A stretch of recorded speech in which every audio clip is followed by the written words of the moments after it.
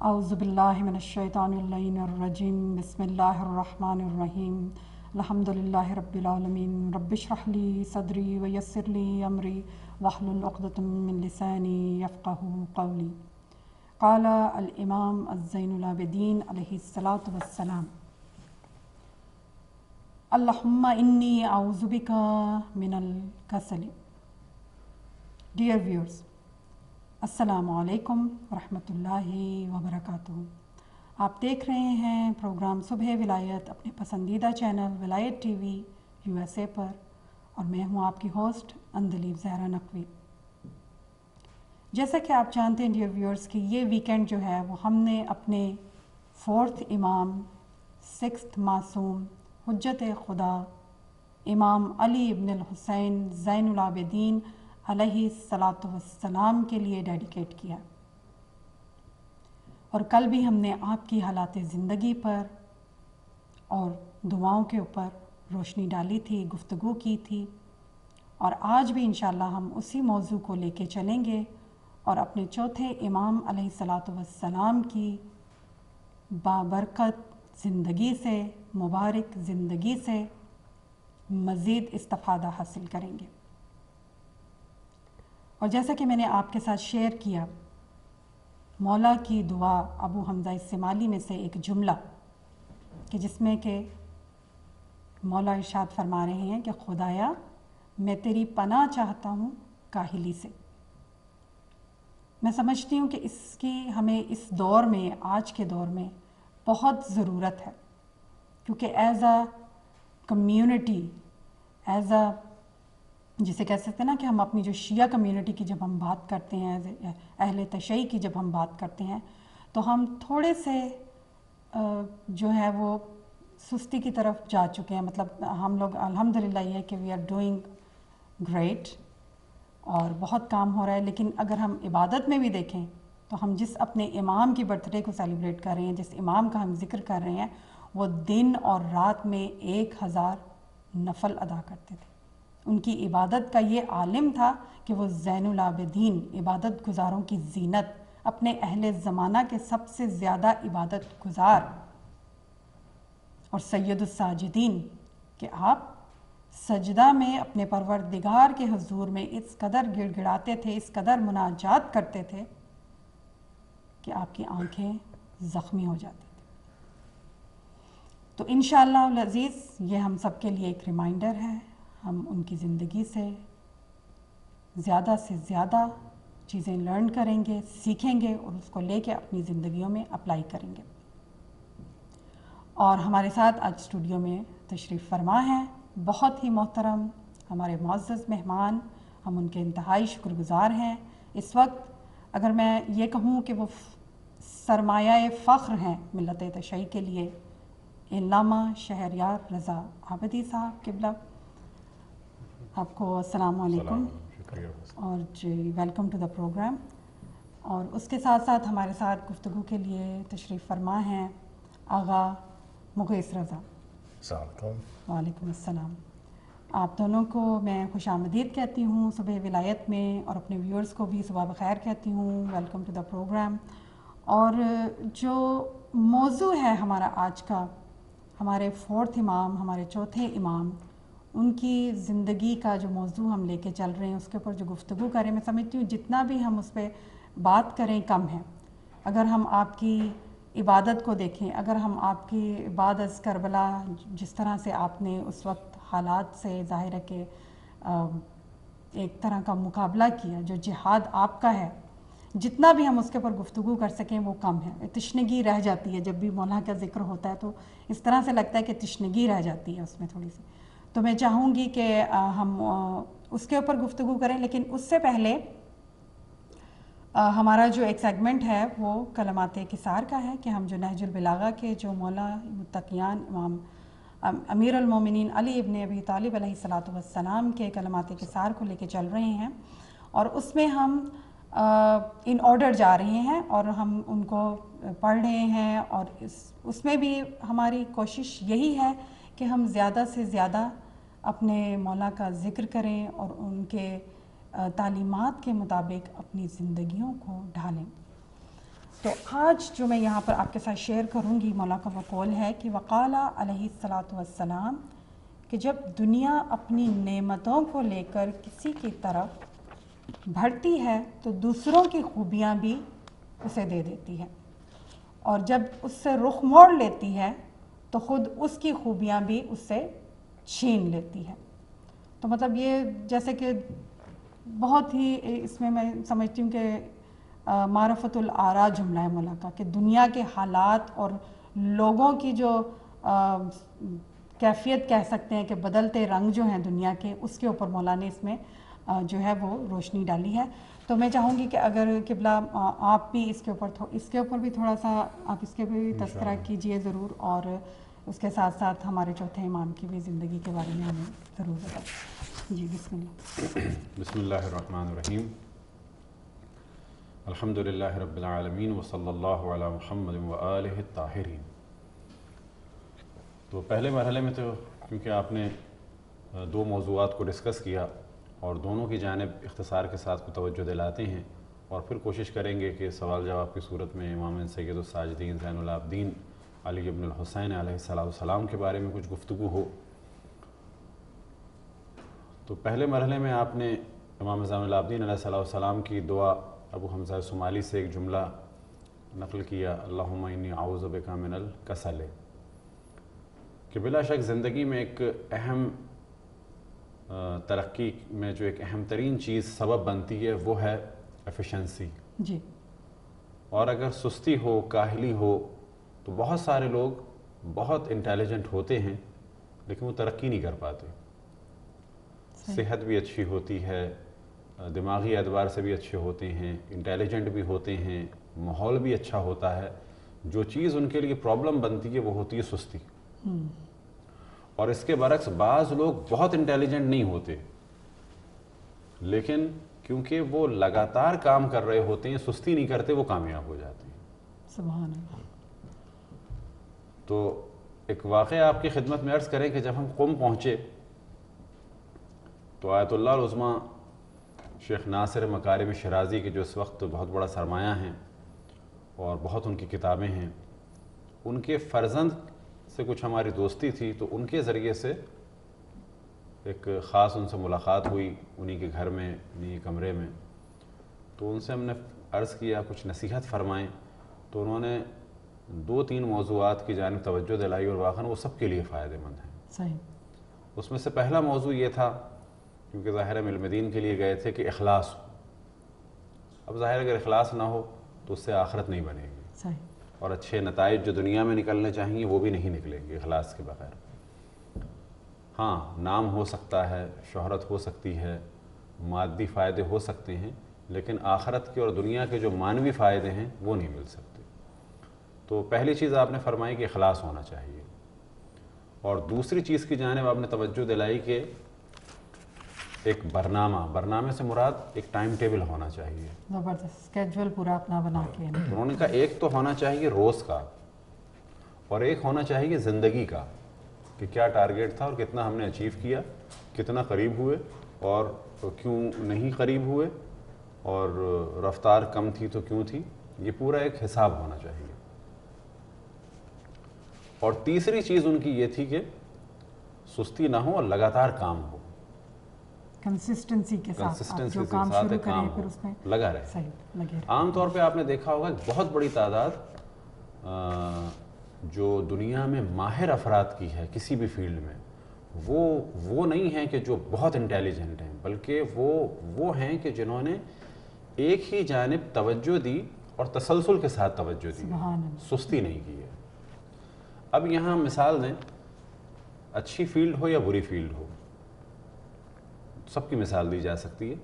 مثال کے طور پہ چاہے علم دین ہو اور چاہے عبادت ہو، چاہے اللہ کی بندگی ہو، اس میں بھی سستی نہیں چاہیے اور لگاتار کام ہونا چاہیے، بریک نہیں آنا چاہیے، تبھی ترقی ہوگی۔ ایسا نہیں ہو سکتا کہ اللہ کی عبادت کی پھر اس کے بعد اللہ کو چھوڑ دیا، پھر اس کے بعد دوبارہ شروع کیا، تو یہ گراف اوپر نیچے ہی چلتا رہے گا۔ یہی آپ مثال لے لیں، اگر کسی کو باڈی بلڈر بننا ہے تو بھی اس کو لگاتار کام کرنا ہوگا۔ اب یہ بات ہم کر رہے ہیں جو دین کے کام نہیں ہے، لیکن پھر بھی اس میں ایک کوئی دنیاوی علم حاصل کرنا ہے تو بھی لگاتار کام کرنا ہوگا، سستی نہیں کرنی ہوگی. اور اسی طرح سے حتیٰ کہ گناہ کا بھی کام کیوں نہ ہو، چاہے وہ گانا بجانا ہو، چاہے وہ رقص ہو، تو جو بھی آدمی پوری کنسنٹریشن کے ساتھ اور سستی کے بغیر کرے گا وہ کامیاب ہوگا. تو یہ ایک اللہ نے ایک طرح کا قانون بنایا ہوا ہے کہ توجہ کے ساتھ اور لگاتار. اور بچوں کو جو شروع میں ایک اسٹوری بھی سنائی جاتی ہے، تقریباً شاید ساری دنیا میں وہ ہے، خرگوش کی اور کچھوے کی. جی. کہ خرگوش بہت زیادہ تیز رفتاری جانور ہے، لیکن اس کے باوجود وہ ہار جاتا ہے، کچھوا جیت جاتا ہے. وجہ کیا ہے کہ کچھوا تیز رفتار ہونے کے باوجود مسلسل کام نہیں کر رہا. ایک تو وہ اوور کانفیڈنس ہے، پھر وہ آرام کرنے لگتا ہے یہ سوچ کے کہ اس کی کیا حیثیت ہے، لیکن وہ سوتا رہ جاتا ہے اور کچھوا جیت جاتا ہے. تو یہ داستان بہت ہی اچھی ہے اور اس کو واقعاً ہر آدمی اپنی زندگی میں بہت ہی اہمیت دے. عموماً جیسا کہ آپ نے توجہ دلائی کہ مذہبی اعتبار سے بھی ہم لوگ سست ہیں. اس سستی کی شاید دو وجوہات ہیں. ایک یہ کہ ہم ہیں صراط مستقیم پر، اور صراط مستقیم ہے اللہ کی راہ، کہ جو خود تفاسیر میں بیان ہوئی اہدنا صراط المستقیم اے صراط اللہ. اسی طرح بعض تفاسیر میں آپ کو ملے گا اہدنا صراط المستقیم یعنی اے صراط الانبیاء، وہ بھی بالکل صحیح ہے. اللہ کی راہ ہے. ہر نبی کے دور میں جو صراط مستقیم ہے وہ انبیاء کی راہ ہے. اور اسی طرح وہ تفسیر میں ملے گا اے صراط رسول اللہ، کہ صراط مستقیم صراط رسول اللہ ہے. ظاہر ان کے دور میں وہ صراط مستقیم ہے. پھر آپ کو تفاسیر میں ملے گا اے صراطنا اور صراط علی. تو بعد رسول اللہ صراط مستقیم صراط مولا امیر المومنین، اور ان کے بعد صراط ائمہ علیہم الصلاۃ والسلام. کیونکہ ہم صراط مستقیم پر ہیں، یہ بہت ایک اہم نقطہ ہے ذہن میں رکھنا چاہیے. کیونکہ ہم صراط مستقیم پر ہیں تو شیطان سب سے زیادہ جو زور لگاتا ہے وہ ہم پہ لگاتا ہے، وہ دوسروں پہ نہیں لگاتا. کیونکہ ان کے کام سے تو اور گمراہی پھیل رہی ہے. شیطان ان کو سپورٹ، مثال کے طور پر ایک جانب ہم ہیں مسلمان، ایک جانب دشمنان اہل بیت اور IS ٹائپ کے لوگ ہیں. تو اب اگر IS کو یا وہابیوں کو شیطان روکے تو کیوں روکے گا؟ وہ تو خود انہی کا کام کر رہے ہیں. ظاہر ہے وہ تو کوئی فائدہ نہیں شیطان کو ملے گا. وہ تو ان کے سپورٹرز ہیں. دیکھیں نا، اہل بیت سے وہ دور کر رہے ہیں، یزید و معاویہ کی جانب دعوت کر رہے ہیں. تو شیطان کے تو وہ خود کارندے بنے ہوئے ہیں، انہیں تھوڑی روکے گا. روکے گا کس کو؟ جو صراط مستقیم پر ہے. تو یہ بعض دفعہ لوگوں کے ذہن میں آتا ہے کہ مومنین عام طور پہ اتنے زیادہ جو ہے دین کے کاموں میں، تبلیغی کاموں میں آگے نہیں ہیں. اس کی وجہ یہ ہے کہ ہم صراط مستقیم میں شیطان سب سے زیادہ ہمیں روکتا ہے. اسی لیے کبھی مطلب ایسے ہوتا ہے کہ مطلب اگر میں پرسنلی بھی بات کروں، کبھی کوئی بہت اچھا آئیڈیا انسان کے ذہن میں آتا ہے اور ہم چاہتے ہیں کہ وہ جو پوری کمیونٹی کے لیے ہوتا ہے کہ بھی اس کے اوپر کام کیا جائے. جیسے مطلب ہم ویسٹ میں رہ رہے ہیں تو ہمیں دوسری کمیونٹیز کے ساتھ جو ہے ان کے ساتھ ملنا چاہیے، رابطہ رکھنا چاہیے، ملنا چاہیے. لیکن پھر انسان جو ہے وہ پیچھے ہٹ جاتا ہے کہ پتہ نہیں شاید اس کو ہم صحیح طرح سے لے کے چل سکیں یا نہ چل سکیں. تو میرا خیال ہے وہ یہی بات آ جاتی ہے. ایک تو شیطان کا وسوسہ ہے جی، کہ جس وقت بھی ہم نیک کام کرنے کے لیے اٹھیں گے تو فوراً شیطان ایک وسوسہ ڈالے گا. وہ وسوسہ کیا ہوگا کہ پتہ نہیں فائدہ ہو یا نہ ہو. تو یہاں پر ایک مومن کی ذمہ داری یہ ہے کہ نہیں، یہ ہماری ڈیوٹی ہے، ہمارا کام ہے ڈیوٹی کو انجام دینا. سبحان اللہ. رزلٹ جو ہے وہ اللہ سبحانہ و تعالیٰ کے ہاتھ میں ہے. حضرت نوح علیہ السلام نے 1 سال نہیں، 2 سال نہیں، 1 صدی نہیں، صدیوں کام کیا، لیکن وہ کامیاب تھے. کس اعتبار سے؟ کہ اللہ کی انہوں نے ذمہ داری انجام دی. لیکن نتیجہ کتنا نکلا؟ نتیجہ جو ہے قلیل، کم لوگ ایمان لائے. تو یہ نہیں کہا جائے گا کہ حضرت نوح علیہ السلام معاذ اللہ ناکام ہو گئے، بلکہ کہا جائے گا حضرت نوح علیہ السلام انتہائی کامیاب ہستی تھے کہ انہیں اللہ نے اتنی عمر دی اور اتنا ہی صبر دیا، اور وہ اللہ سبحانہ و تعالیٰ کی راہ پہ چلتے گئے، اور ذرہ برابر انہوں نے یہ نہیں محسوس کیا کہ میرے تو کام کا نتیجہ نہیں نکل رہا، میں تو معاذ اللہ یہ نہیں انہوں نے سوچا کہ میں ناکام ہوں، بلکہ ان کی کامیابی یہ تھی کہ وہ اللہ کی راہ پہ چلتے رہے. نتیجہ اللہ کے ہاتھ میں. لوگوں نے قبول نہیں کیا تو حضرت نوح کامیاب تھے، اور اگر لوگ قبول کرتے تو حضرت نوح کامیاب تھے. ہر صورت میں وجہ یہ ہے کہ ہماری ذمہ داری ہے اللہ سبحانہ و تعالیٰ کے حکم پہ عمل کرنا، کہ خدا ہم سب کو توفیق دے اور گناہوں سے محفوظ رکھے. تو اس کو زیادہ ہم اس وجہ سے ڈسکس کر رہے ہیں کہ جتنے ہمارے سننے والے ہیں وہ ہمت کریں اور تبلیغ کے کاموں میں آگے بڑھیں، اور یہ نہ سوچیں کہ تبلیغ کے کاموں میں ضروری ہے کہ پہلے وہ نجف یا قم جائیں. اس وقت آن لائن بہت ساری چیزیں ہیں, کتابیں موجود ہیں, مختلف کمیونٹیز سے ملیں, تھوڑے سے اصول دین سیکھیں, تبلیغ شروع کریں. اور اگر پھر بھی شیطان ورغلائے تو خالی یہ سوچیں کہ وہ افراد جو یزید و معاویہ اور ہندہ جیسوں کے مذہب اور مکتب کی ترویج کر رہے ہیں, جاہل ہونے کے باوجود, جب ان کے مورل اتنے ہائی ہیں اور ان کا آئیڈیل, جبکہ کون ہے یزید و معاویہ اور ہندہ جیسے لوگ یا ان سے بھی بہت خراب لوگ, ان کو آئیڈیل مانتے ہوئے جب ان میں اتنی ایفیشنسی ہے, تو ہم جو اہل بیت علیہم السلام کے ماننے والے ہیں, ہم میں کیوں سستی ہے؟ بس جان لینا چاہیے یہ سستی اس وجہ سے ہے کہ ہم صراط مستقیم پہ ہیں اور شیطان ہمیں صراط مستقیم پہ چلنے سے روکتا ہے. تو یہ تو گفتگو تھی آپ کے.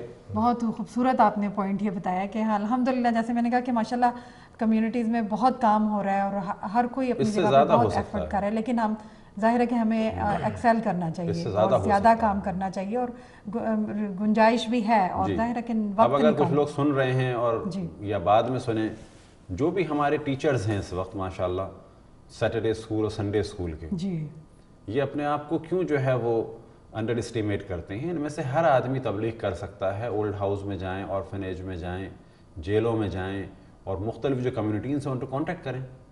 جب یہ اسکولز میں پڑھا سکتے ہیں سیٹرڈے اور سنڈے اسکول میں, تو یہ تمام مرد اور عورت تبلیغ کر سکتے ہیں. لیکن وجہ کیا ہے کہ ان ٹاپکس کو ہمارے ڈسکس نہیں کیا جاتا, اس کی اہمیت کو جو ہے وہ نہیں بتایا جاتا. تو یہ جانا ہوگا اور کرنا ہوگا. اسی طرح سے آپ ہی کے توسط سے اچھا موضوع نکلا ہے کہ اس وقت یہ سوچیں مومنین کہ ہمارے پاس اسپینش لینگویج میں کتنے مبلغ ہیں, اور اگر نہیں ہے تو کیوں نہیں ہے, اس کا کون جواب دے گا؟ اور جبکہ سیکنڈ لینگویج کیا, اب تو فرسٹ لینگویج اب یہاں پہ بعض لڑکی اور لڑکے جو ہیں جو امریکن بورن اینڈ ریز ہیں, تو ان کی انگلش تو ظاہر فرسٹ لینگویج ہے. ہم تو ان سے کہیں گے کہ اگر وہ سیکھنا چاہیں تو ضروری ہے ان پر کہ اسپینش سیکھیں اور خدمت اہل بیت علیہم السلام کے لیے سیکھیں, اور اسی کے ساتھ ساتھ برازیل وغیرہ کو مد نظر رکھتے ہوئے جو وہاں کی لینگویج ہے پورچوگیز ہے اس کو سیکھیں. اور یہ ذمہ داری ہے سب کی کہ جو جتنا کام کر سکتا ہے تبلیغ کرے اور اہل بیت علیہم السلام کے لیے کام کریں. جزاک اللہ. بہت آپ نے اچھے موضوع کی طرف آپ نے مطلب اس کی بڑے اچھے طریقے سے اس کی تشریح کر دی آپ نے مولا کے دعائیہ جملے کی, اور آج کل جہاں پہ ضرورت ہے کہ جس طرف کام ہونا چاہیے اس کو آپ نے ہائی لائٹ کیا یہاں پر. تو اچھا ایک موضوع اور ڈسکس کریں گے. یہ بہت بڑا ہم نے پرابلم دیکھا ہے کہ جب بات کی جاتی ہے تبلیغ کی تو کچھ لوگ کہتے ہیں اپنے مومنوں میں ہی تبلیغ کریں, پہلے ان کو مومن بنا لیں. تو یہ نظریات بالکل غلط ہیں. کہا جاتا ہے کہ پہلے گھر یا اول ثم جار, تو اس پہلے کے معنی قطعاً یہ نہیں ہے ٹائم کے اعتبار سے. صحیح. جب کہا جاتا ہے کہ تبلیغ پہلے گھر میں ہو تو اس سے یہ مراد نہیں ہے کہ جب گھر کی تبلیغ سے فارغ ہو جائیں تو باہر جائیں, یا اگر گھر میں ناکام ہو گئے تو پھر باہر نہ جائیں. کیونکہ اگر ایسا سوچ لیا جائے تو حضرت نوح پر اعتراض ہوگا کہ جب اپنا ہی بچہ صحیح نہیں ہوا تو باہر جانے کی کیا ضرورت تھی. تو جب کہا جاتا ہے پہلے گھر تو اس سے مراد یہ ہوتی ہے گھر کا مرتبہ پہلے ہے, یعنی اس پہ تو ضرور توجہ دیں. لیکن اس کے معنی نہیں ہے کہ گھر میں اگر رزلٹ نہیں نکلا یا پہلے ہم گھر میں پورا ایک نظام بنا لیں تو پھر 10 سال بعد باہر جائیں گے. نا, یہاں پر ٹائم کا موضوع نہیں ہے. صحیح. بل جب کہ کہا جاتا ہے کہ پہلے گھر یعنی مقام اور مرتبے میں ہم پہلے اولویت دیں گھر کو, اور پھر اگلا مرتبہ ہے باہر کا. لیکن اگر گھر میں ناکام ہو گئے, مثال کے طور پر ایک بہت بڑا پرابلم ہے, کئی لوگوں کو ہم نے دیکھا کہ فلاں صاحب اتنی تبلیغ کرتی ہیں ان کا بیٹا ایسا ہے, تو یہ اعتراض تو حضرت نوح پہ کیا جائے معاذ اللہ کہ جی اتنی تبلیغ کر رہے ہیں, نبی خدا ہے, اپنا بیٹا صحیح نہیں ہے. تو ہر آدمی کی ذمہ داری اپنی ذمہ داری ہے, بیٹوں کی ذمہ داری نہیں ہے. صحیح. ہاں اگر کوئی آدمی اپنے بیٹوں کی اپنے بیٹوں کو تبلیغ کر رہا ہے گناہ میں لگانے کی, کہ کہہ رہا ہے کہ بیٹا تم یہ حرام کام کرو اور کماؤ, اور بعد میں دوسروں کو تبلیغ کر رہا ہے کہ تم حلال کام کرو, تو یہاں پر کہا جائے گا کہ یہ تم کیا کر رہے ہو, اپنے بیٹے کو گمراہی میں لگا رہے ہو, خود لگا رہے ہو. تو یہ تو مذمت کی جگہ ہے. لیکن اگر ایک باپ اپنے بیٹے کو اچھائی بتا چکا اور اس نے نہیں مانی, اب اس کے بعد وہ دوسروں کو نہ بتائے, تو لہٰذا اس کو بھی ذہن میں رکھیں کہ اپنے مورل کو ڈاؤن نہ کریں. بہت سارے لوگ یہ کہیں گے جب آپ تبلیغ کریں گے کہ آپ کا ماضی ایسا تھا, انسان بہت ہی بولڈ ہو کے کہے کہ ہاں تھا, اب میں کیا کروں, توبہ کر کے اللہ کی جانب آؤں یا نہ آؤں, کیا بہتر ہے. ہاں میرے بچے اچھے نہیں ہیں, ہاں میرا خاندان اچھا نہیں ہے, اب میں کیا کروں, تبلیغ کروں یا نہ کروں.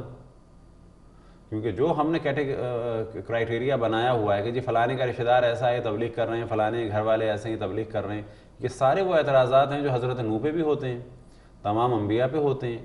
مثال کے طور پر رسول اللہ صلی اللہ علیہ وسلم پہ بھی ہوگا کہ جی اپنے چچا تو ان کے کافر ہیں, رشتہ دار ان کے کافر ہیں. تو اس میں کچھ نہیں دیکھنا چاہیے, بس اللہ کی راہ میں چلیں اور مومنین کوشش کریں, خصوصاً جو سیٹرڈے اور سنڈے اسکول کے ٹیچر ہیں یہ لوگ تبلیغ میں آگے بڑھیں, اور یہ کر سکتے ہیں, کوئی ان میں کمی نہیں ہے. اور جو تبلیغ انہیں کرنی ہے, توحید, عدل, نبوت, امامت, قیامت, مختلف فقہی مسائل ہیں, تھوڑے تھوڑے کر کے سیکھتے جائیں, تبلیغ کرتے چلے جائیں. اور میرا خیال ہے کہ جس طرح جیسے آپ نے سنڈے اور سیٹرڈے اسکول ٹیچرز کی بات کی ہے, جتنا آپ بچوں کے لیے اس میں تیاری کرتے ہیں, لیسنس پریپیئر کرتے ہیں, اتنا آپ کی اپنی بھی تیاری آٹومیٹکلی ہو رہی ہوتی ہے. اب ان سے پوچھا جائے کہ انہوں نے اپنے بچوں کے لیے ضروری سمجھتے ہوئے, یہ جتنے ماں باپ تھے جو انڈیا پاکستان سے آئے ہیں, سیٹرڈے اسکول سنڈے اسکول چلا رہے ہیں, تو یہ اپنے ملکوں میں تو انہوں نے نہیں پڑھا تھا سب کچھ, بچوں کی ضرورت کے تحت پڑھا اور ٹیچر بھی بن گئے. سبحان اللہ. اب ان کو اور اپنا ویژن بڑھانا ہے کہ اب مختلف اقوام کو بھی پڑھانا ہے. صحیح, آگے مطلب آگے کی طرف بڑھنا ہے, اس کو ایکسپینڈ کرنا ہے اپنا. تو یہاں پر میں چاہوں گی کہ ہم آغا مغیث رضا کو بھی شامل کریں گفتگو میں, اور جو انہوں نے آج ہمارے ساتھ بات کرنی ہے, شیئر کرنی ہے, وہ لیٹسٹ جو ٹیکنالوجی اور کمیونیکیشن کے آج کل جو ہمارے پاس ڈیوائسز ہیں ان کے حوالے سے, کہ الحمدللہ ہمارے پاس اب ہر چیز جو ہے وہ ایپس کی صورت میں اپنے سیل فونز پر, اپنے آئی پیڈس پر, اپنے لیپ ٹاپس پر موجود ہے, دستیاب ہے. تو مطلب کوئی ایکسکیوز نہیں رہ سکتا, ہم اپنے علم کو سیکھیں, اور جس طرح سے کہ علامہ صاحب نے بتایا کہ ہم دوسروں کو جا کے بھی سکھائیں, اور جتنا ہم سیکھتے جائیں گے, سکھاتے جائیں گے, اتنا زیادہ ہم جو ہے کہ اس میں ترقی کریں گے. جی تو آپ. بہت شکریہ. Usually when I discuss, it's mainly focused on the English language, and for our young viewers who are out there listening as well, I'm sure everybody is aware. Before I talk about what is in my hand, as Maulana had said, that absolutely he's correct, that we assume that we're born Muslim, we're born Shia, we are the lovers of Ahlul Bayt, and that makes us become lazy because we think we're automatically on the Sirat al-Mustaqim. But as Allah says in the Quran, the Sirat al-Mustaqim is uphill. There's a lot of work, a lot of energy, a lot of time, a lot of effort to be close to Allah and to follow the Sirat al-Mustaqim, absolutely. And we have to be very, very consistent in our day-to-day life following the Sirat al-Mustaqim, because the biggest jihad, the biggest battle we have is within our own nafs. The biggest enemy is actually within us, and we're fighting that enemy every day. The beautiful thing about this iPhone, there's an ugly thing about it, but there's also a beautiful thing about it. Let me talk a little bit about the ugly part about it. The ugly part about it, unfortunately, from what I've seen, is that our youth, our children, it's become their babysitter. We go to the masjid, we go to the imam bargahs, we go to places of worship, places of where we actually get educated, and then children are playing or wasting their time in front of video games and things that actually bring no benefit. That's the sad part about this device. But the beautiful thing about this device is that this device is a wealth of knowledge in the palm of our hand. If I open this iPhone up right now and go to the apps, we are aware of the applications involved in the iPhone or in a smartphone. And then just in one page, mashallah, in my hand right here is the whole Quran. You can have it online, but you can download it so that it doesn't take up the network space or the network memory. And then this beautiful thing has a Bluetooth. You can connect it to the car. So if we're in long commutes, and like in America we are always driving, 1 hour here, 45 minutes here, 30 minutes here, we can automatically turn this device on. It connects to the speakers of the car, and you can listen to the beautiful recitation of the Quran. The Quran came for our benefit. We can listen to his beautiful recitation wherever possible. We can find the time to do so, and it's a must. The other beautiful thing, especially for us who follow the Ahlul Bayt, who are the Shias of Imam Ali, we also have the Sahifa al-Sajidiyya app. So in this app, if I open it up, it's a beautiful app. It has 54 du'as. It has the whispered prayers. And the beauty of du'a is it is our medication. It is our du'a. It's our drug. It's our medical Medicine. help for our spirituality. And it's for every occasion. It's just by looking at the titles of these du'as, the repenters, the complainers, the fearful, the hopeful, the beseechers, thankful, obedient, devotees, the lovers, asking for mediation, the utterly poor, the knowers, the rememberers, those who hold fast, and the abstainers. The dua covers every part of our life. It covers every part of our situation. Subhanallah. We could be happy, read the dua. We could be sad, read the dua. We could be worried or fearful, read the duas. Maybe we're getting married, or maybe we have the entrance exams, or we're going to college. Maybe we're looking for a job. Maybe we lost a job. Maybe, like in California, it hasn't rained in a few months. Whatever situation we have in our life, we have this beautiful thing called du'as, or the Psalms of Islam by Imam Sajjad, Saif al-Sajjadiyya. It's right in the palms of our hand. How much beautiful we have this technology. The Holy Quran is in the palms of our hand. The 5 azans, the 5 daily prayers is in the palms of our hand. We can have this little device remind us with the azan during Fajr time that we wake up for Fajr. There's this common thing, oh, I'm not a morning person, but that's not acceptable, because as a Muslim, Allah wants us to be a morning person. And there's many reasons. One, the recitation of the Quran in the morning is listened to by Allah and by the angels. That's the best time to recite, before Fajr. Then you have the nightly prayers that are after Maghrib, Isha, before Fajr. Allah wants us to be involved and benefit from those in our daily life. So yes, we have to be a morning person. We must do our Fajr prayers. We must try our best, make it a goal in our life. As Maulana had said, that the best way to attack the laziness is to have a task. And the beautiful thing about this device, again, it has a calendar. It has a task list. You can put alarms to remind yourselves, that I must read the Quran, or I must seek nearness to God, or I must do some good thing today. Maybe I'll have to do 5 good things today. So we are so blessed that we have this beautiful technology we can use to our benefit and improve ourselves as human beings, improve ourselves as Muslims. Jazakallah. And as you said कि everything has, जैसे technology में भी उसके भी pros and cons हैं, तो ज़ाहिर है कि टेक्नोलॉजी जब हमारे पास है तो हमें उसका भी इस्तेमाल करना चाहिए. और उसमें ब्यूटी ये है कि कुरान की भी ऐप है, नहजुल बलागा की भी ऐप है, सहीफ़ा सजादिया की भी ऐप है. मतलब दुआएं हमारे साथ साथ हैं हमारी ज़िंदगी के साथ. और जितने भी, और हम वही बात है कि हमारे पास कोई एक्सक्यूज़ नहीं रह जाता.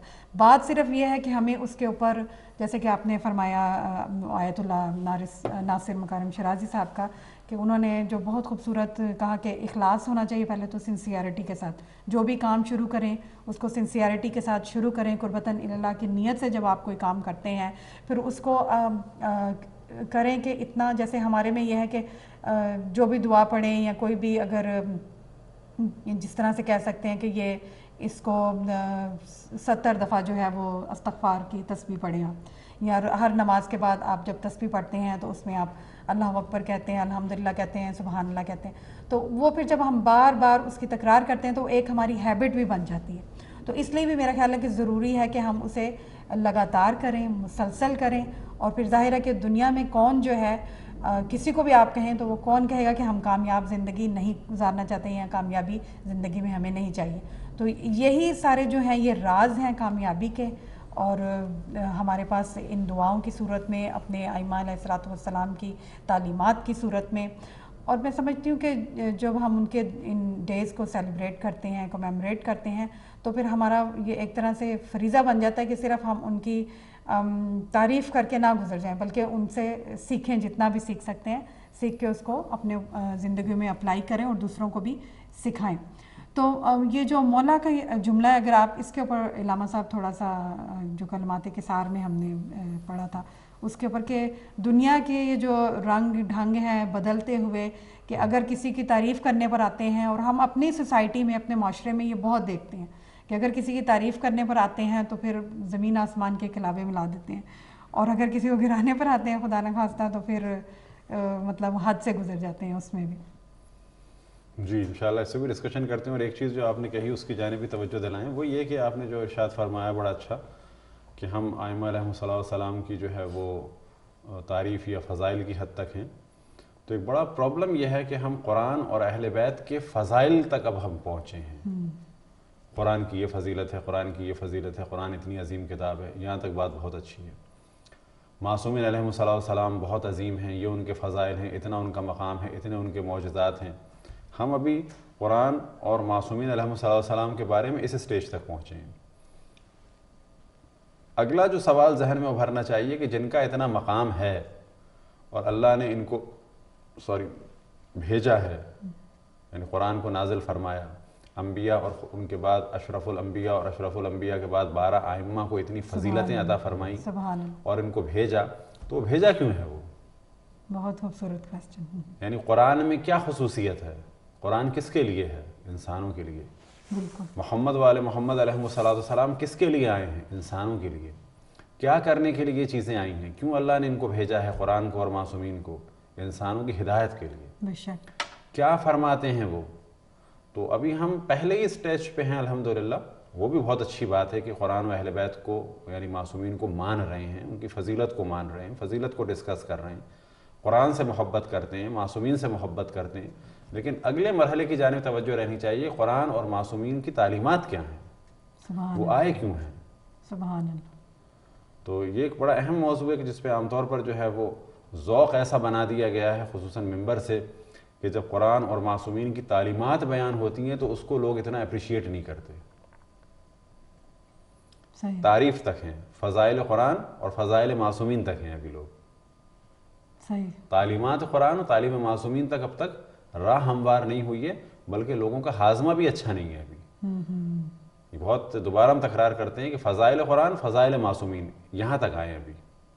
تعلیمات قرآن، تعلیمات معصومین کے لیے راہ ہموار نہیں ہے، نہ کان ہموار ہیں، نہ دماغ ہموار ہیں، اور نہ اس کو ہضم کرنے کی صلاحیت ہے۔ حالانکہ اس میں سب میں ہمارا فائدہ ہے۔ اچھا وہ آئے اسی لیے، آئے اسی لیے ہمارے ہادی ہیں، فضائل تو قرآن ان بھی کے اور اس ائمہ وجہ بھی ہی سے ہیں کہ وہ انسانوں کے لیے بہترین ہدایت کا ذریعہ ہیں، اس وجہ سے فضائل ہیں۔ تو فضائل بیان کرنے تاکہ ان کی جانب لوگوں کو اٹریکٹ کیا جائے، لیکن جن کے فضائل بیان کر رہے ہیں انہوں نے کچھ ہمارے لیے سلوشن بھی دیا ہے یا نہیں دیا ہے، وہ ڈسکس ہم کرنے کو تیار نہیں ہیں۔ سبحان اللہ، سبحان اللہ۔ تو یہ جو قول ہے مولا امیر المومنین علیہ السلام کا نہج البلاغہ میں کلمات القصار میں، تو یہ در حقیقت جو عام دنیا کے لوگ ہیں ان کی روش کی جانب توجہ دلائی ہے۔ صحیح۔ تو جب بھی اس قسم کے اقوال ہیں تو یہاں پر مراد ہے عام لوگوں کا ایٹیٹیوڈ ہی ہے۔ ایٹیٹیوڈ ہے، اوکے۔ اچھا اس ایٹیٹیوڈ کی تائید نہیں ہو رہی ہے۔ وہ ایٹیٹیوڈ کیا ہے کہ جب کسی کے طرفدار ہوتے ہیں تو اس کو بہت زیادہ اس کی تعریف کرتے ہیں اور دوسروں کی خصوصیت بھی اس کو دے دیتے ہیں، اور یہ ایک اچھی روش نہیں ہے۔ جتنا ہو اتنا کہا جائے۔ مثال کے طور پہ کسی آدمی کو ہم بہت زیادہ بڑھا دیں، صحیح نہیں ہے۔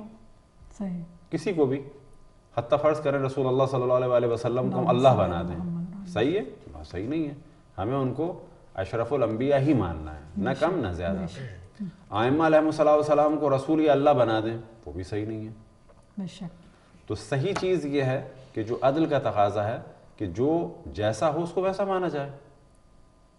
سبحان اللہ۔ لیکن عام جرنل پبلک جو عقل و شعور سے آ رہی ہے اور جس کی حمایت اور مخالفت میں بیلنس نہیں ہے، تو یہاں پر اس جانب توجہ دلائی مولانا نے کہ جب وہ حمایت کرتے ہیں کسی کی، یعنی جب یہ کسی کی جانب رجوع کرتے ہیں، یعنی جب کسی کی جانب حمایت کرتے ہیں تو ان کا ایٹیٹیوڈ کیا ہوتا ہے کہ اس کو بہت بڑھا دیتے ہیں، اس کی بہت ساری خصوصیات کا ذکر کرتے ہیں جبکہ اس میں نہیں ہوتی ہیں.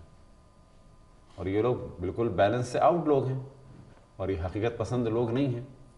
اور جب مخالف ہوتے ہیں تو جو اس میں اچھائیاں ہوتی ہیں اس کا بھی انکار کر دیتے ہیں.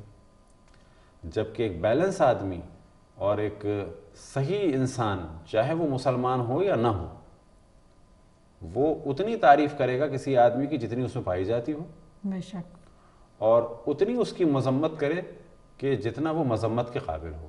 بے شک. اور دونوں صورتوں میں بالکل بیلنس رہا جائے کہ یہ برائی ہے اور یہ خصوصیات ہیں.